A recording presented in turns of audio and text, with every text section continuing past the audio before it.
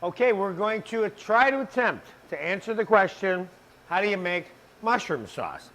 Now that's a very wide subject and could be considered to be a very ambiguous question.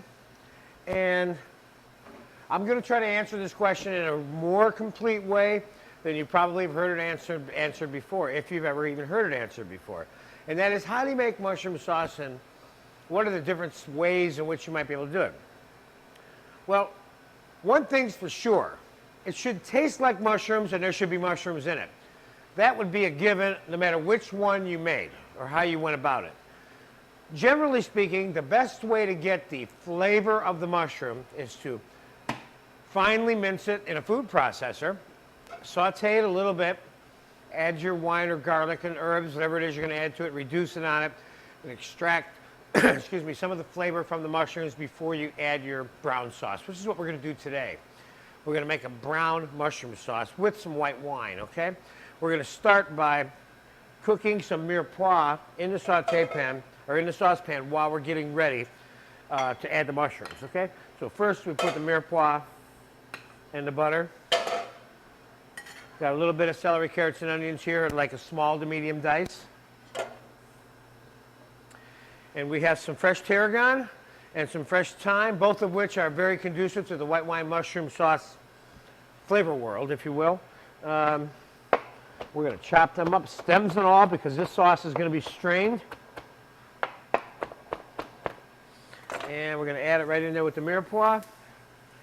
And we're going to add a little bit of fresh ground black pepper. And we're going to cook that just a touch. Now I have some fresh, what I would call standard mushrooms, being careful not to call them button mushrooms, because I don't want you to get the idea that button mushrooms means the standard medium-sized mushroom, American mushroom, if you will. Button mushrooms are actually small versions of the American standard mushroom, which is what I refer to this as, okay? So we're going to take some of those, a little handful of them, because we want to get some mushroom flavor in our sauce, and we're going to add some semi-pureed or very finely chopped mushroom from the food processor directly into the saucepan, and we're going to make a reduction with some white wine, some garlic. After that's reduced, we're going to time-elapse the white wine reduction slightly while we are extracting the flavor from the mushrooms. And we'll come back after that and add some brown sauce to it, let it simmer for a few minutes, and it'll be done. And then we'll just finish it and season it. Now, that's enough mushrooms there. And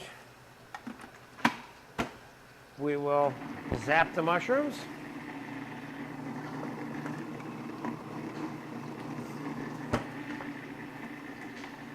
There we go. Now, it doesn't take long for that short amount of Mirepoix to start cooking in that pan, and it certainly has already gotten partially brown right there. Now I'm going to add a little bit of garlic, chopped garlic, to this. And we're going to add these finely chopped mushroom. We'll take the big guys out. I'm going to put that right in here.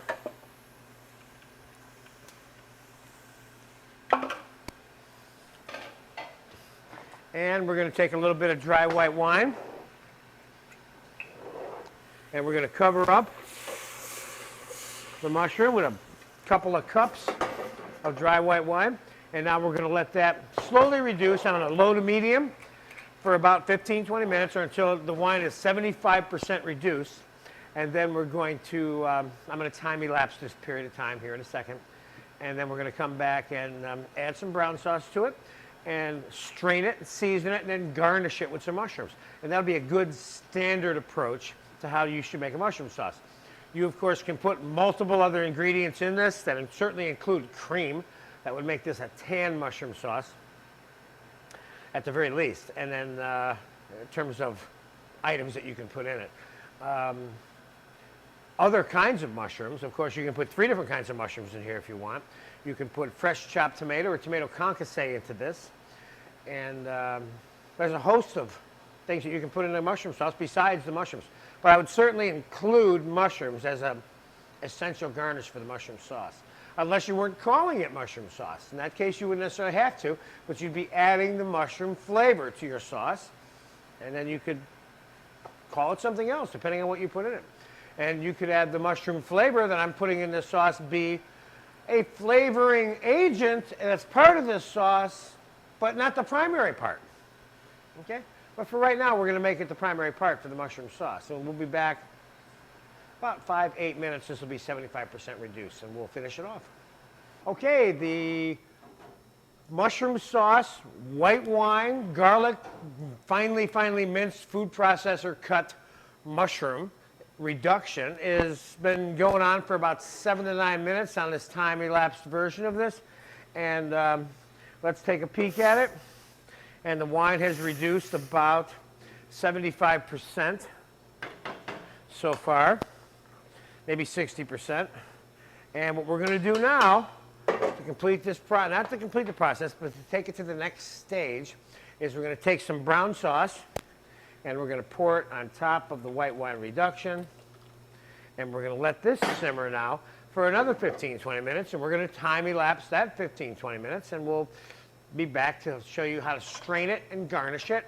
And I'll have a few more comments about the ways in which one can heighten the mushroom experience with this particular type of sauce. We'll be back right now in about 15-20 minutes. Okay, the time has elapsed on the brown sauce simmering with the reduced white wine, Mirepoix, and the chopped mushroom. And here's what we have right now. I've skimmed this a little bit and taken some of the insolubles off during the simmering process. And the amount of time that has elapsed is about 15 minutes or so, you know. We'll keep it at a low simmer. That gives us enough time to extract the flavor from the chopped mushroom, okay? Now we're going to strain this. And one of the things we're going to do is we're going to saute some sliced mushrooms because we need mushroom garnish in the mushroom sauce. Like I told you, the two primary components to your mushroom sauce, whatever it happens to be, is that it tastes like mushroom and that there's mushrooms in it, if you're going to call it mushroom sauce, okay? So we're going to strain this to a strainer. And we are, of course, going to throw out all of this stuff which has been stock logged and the flavor has been fully extracted from it, okay? At this point, we're going to adjust the texture, any flavor, but mainly seasonings that go into the end of this sauce. First thing we're going to do, get the mushrooms sauteed real quick. I have mushroom caps here. I cut the stems off and I threw them into the sauce as it was simmering. And I'm going to cut the mushroom caps in half because they're large enough, and then slice them.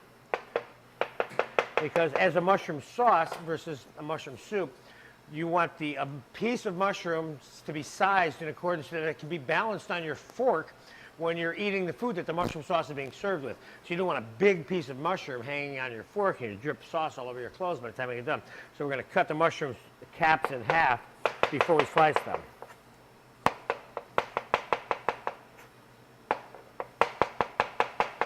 Now, if they were really teeny button mushrooms, you wouldn't have to slice them in half because each slice would already be small.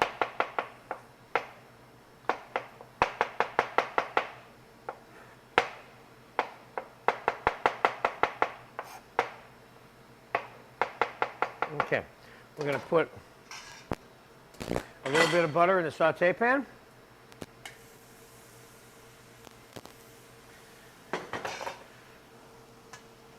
And we're going to add the mushrooms there. Now, something special to note about garnishing not just this sauce, but any sauce with certain foods like mushroom or peppers or onion. Sauteing the vegetable before it's added to the sauce or the soup for the garnish is essential for two reasons. Number one, it becomes incorporated into the liquid because it's cooked, whereby when it's not cooked, it just tends to float on the top of the sauce, and you don't want that. The other thing is that it gives off the flavor of cooked mushroom rather than raw mushroom. Now, that sounds a little strange, but if you eat a raw mushroom or cooked mushroom, it tastes different. And you want the flavor of cooked mushrooms to be spilled into the sauce also, okay? Plus, it will incorporate and float throughout the sauce and not just on the top.